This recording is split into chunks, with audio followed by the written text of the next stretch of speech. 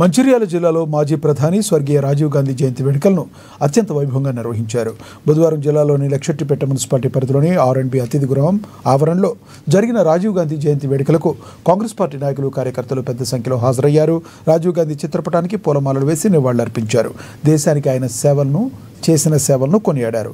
దేశం దశ దిశ మార్చేలా పాలన సాగించిన ఆయన ఔన్నత్యాన్ని ప్రపంచానికి చాటి చెప్పిన మేధావి రాజీవ్ గాంధీ అని తెలిపారు. ఆ సమయంలో ఆయన అమలు చేసిన సంక్షేమ కార్యక్రమాలు, అతని రాజనీతి నేటి తరానికి తెలియచేయాలన్నారు.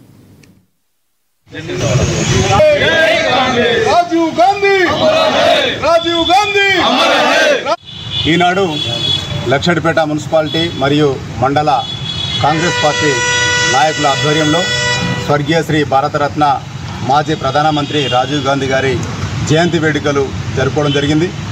ఈ వేడుకల్లో పాల్గొన్నటువంటి మా తాజా మాజీ ఎంపీటీసీలు కానీ, సర్పంచ్లు కానీ, వార్డు కౌన్సిలర్లు ప్రతి ఒక్కరు ఈ కార్యక్రమంలో పాల్గొన్నారు.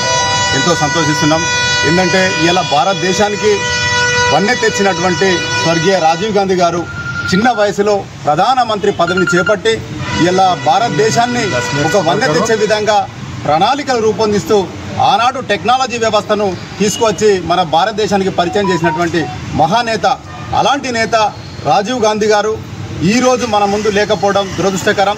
ఎందుకంటే ఆనాడు రాజీవ్ గాంధీ గారు ఆ చిన్న వయసులో పరిపాలిస్తుంటే అప్పుడు తీసుకొచ్చినటువంటి పథకాలు కావచ్చు, ఆనాడు తీసుకొచ్చిన టెక్నాలజీని కావచ్చు, పరిశ్రమలు కావచ్చు, పేద బడుగు బలహీన వర్గాలకు చెందిన ప్రతి ఒక్క గ్రామానికి కాంగ్రెస్ పార్టీ విధి విధానాలను తీసుకొచ్చి వారి ముందుకు తీసుకొచ్చినటువంటి మహానేత, గొప్ప నాయకుడు రాజీవ్ గాంధీ గారు. బీజేపీ నాయకులు ఇలా మా నాయకుడు చెప్పినట్టుగా దొంగ ఓట్లతోని ఆనాడు తీసుకొచ్చిన ఈ ఓటింగ్